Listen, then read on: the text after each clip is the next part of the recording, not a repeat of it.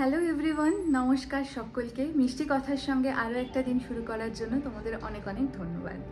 তো আজকে তোমরা দেখতে পাচ্ছ যে আমি একটুখানি তৈরি হয়ে নিয়েছি। আর আজকে আমরা যাচ্ছি হচ্ছে আসলে আমাদের এক বন্ধু, আমার বরের বন্ধু, এখন আমারও বন্ধু হয়ে গেছে ওরা। তো ওরা স্বামী স্ত্রী একটা ফ্ল্যাট কিনেছে ব্যাঙ্গালোরের বুকে। তো আজকে সেই ফ্ল্যাটের ওদের পুজো আছে, মানে গৃহপ্রবেশের যে পুজোটা হয়, গৃহপ্রবেশ করে নিয়েছে ওরা, শুধু আজকে পুজোটা হবে। তো সেখানেই আজকে যাচ্ছি।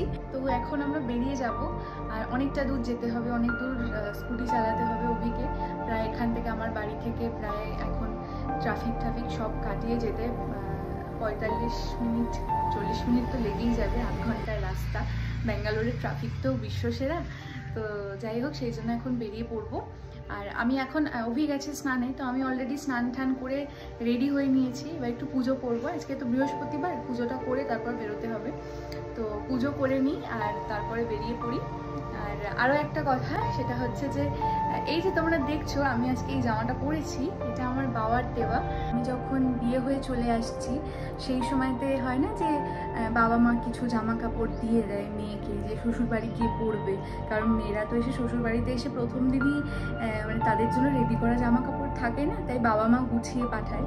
তো সেরকমই বাবা আমাকে যেই শাড়ি বা জামাগুলো কিনে দিয়েছিল তার মধ্যে এটা অন্যতম। তো এটা আমি আজকে অনেক দিন পরে পরলাম, আমার জায়ের মেয়ের জন্মদিনে পরেছিলাম, আবার আজকে পরলাম।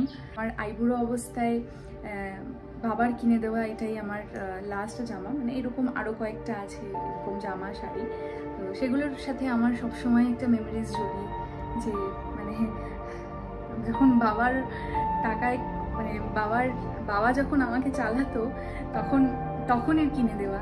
তারপরেও বাবা বিয়ের পরে অনেক কিছুই কিনে দিয়ে, অনেক জামা কিনে দিয়েছে বা কিছু, কিন্তু এগুলোর সাথে আমার ওই ছোট ছোট কিছু ইমোশন জড়িয়ে। আমি একটু ইমোশনাল মানুষ, তাই এইসবগুলো হয় আমার সাথে একটু। তো চলো এখন একটু পুজোটা সেরে নিই, পুজোটা সেরে বেরিয়ে পড়বো, তারপর তোমাদেরকে দেখাবো। দেখতে থাকো পুরো ব্লগটা, আজকে কি হয়। ওখানে যাই, ওদের সাথে গল্প গুজব হবে, তবে জানি না আজকে কতটা গল্প হবে, কারণ ওদের বাড়িতে ওদের পরিবারের লোক, আত্মীয় স্বজন সবাই তো এসছে। তো চলো এখন পুজোটা করি এবং বেরোনো যাক। চলো এবার যাওয়া যাক সত্য আর সুশ্রীর এসেন্সে। ওর নাম হচ্ছে সুশ্রী, কিন্তু ও এখানে লিখেছে শ্রী। তা আমি ওকে জিজ্ঞেস করলাম তুমি এরকম লিখেছো কেন? তাতে আমাকে বললো এটা নাকি হ্যাশট্যাগ। আমি বললাম আচ্ছা এরকম ব্যাপার, বেশ মজার কিন্তু না, নিজের নামটাকে ছোট করে হ্যাশট্যাগ। আর এই আমি যাওয়ার সাথে সাথেই দাদা আমাকে দুখানা ফুলকপির পকোড়া হাতে ধরিয়ে দিল। আমি এসব খেতে তো খুব ভালোবাসি। আর এই যে দেখছো না তোমরা পেন্টিংগুলো, এগুলো কিন্তু সব সুশ্রীর হাতে আঁকা।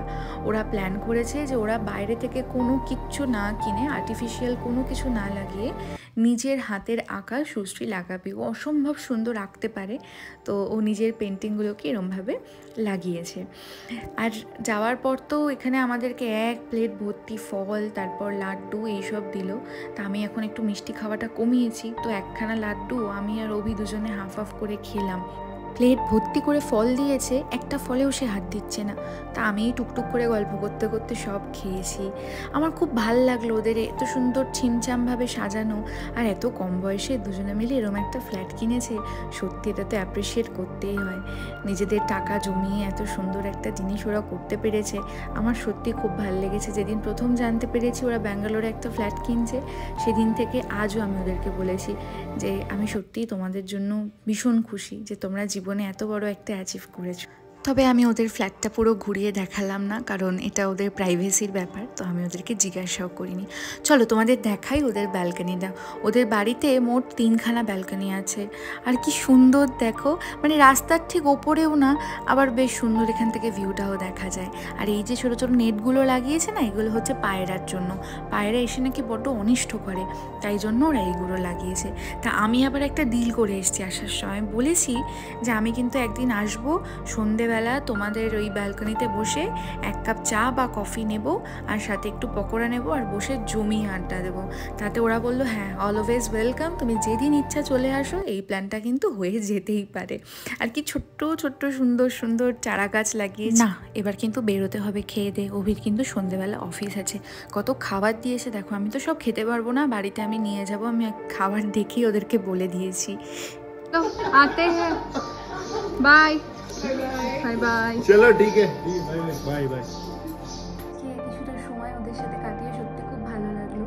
ওদের যেদিনকে ফ্ল্যাটের রেজিস্ট্রেশন ছিল আমরা দুজনে কিন্তু উইটনেস হিসেবে গেছিলাম সাইন করতে, আর আজকে যখন ওরা গৃহপ্রবেশ করলো তখনও আমরা ছিলাম।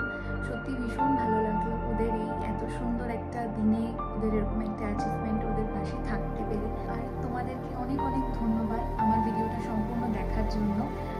আমার অন্তর থেকে ধন্যবাদ তোমাদেরকে। আর আমার ভিডিও যদি তোমাদের ভালো লেগে থাকে তাহলে প্লিজ একটা লাইক করে দিও আর সাবস্ক্রাইব করে দিও এবং আমার পাশে থেকো। এবং তোমাদের সাথে দেখা হচ্ছে খুব শিগগিরই আবার নতুন একটা ভিডিও নিয়ে। ততক্ষণ অবধি সকলে ভালো থেকো, সকলের মঙ্গল হোক।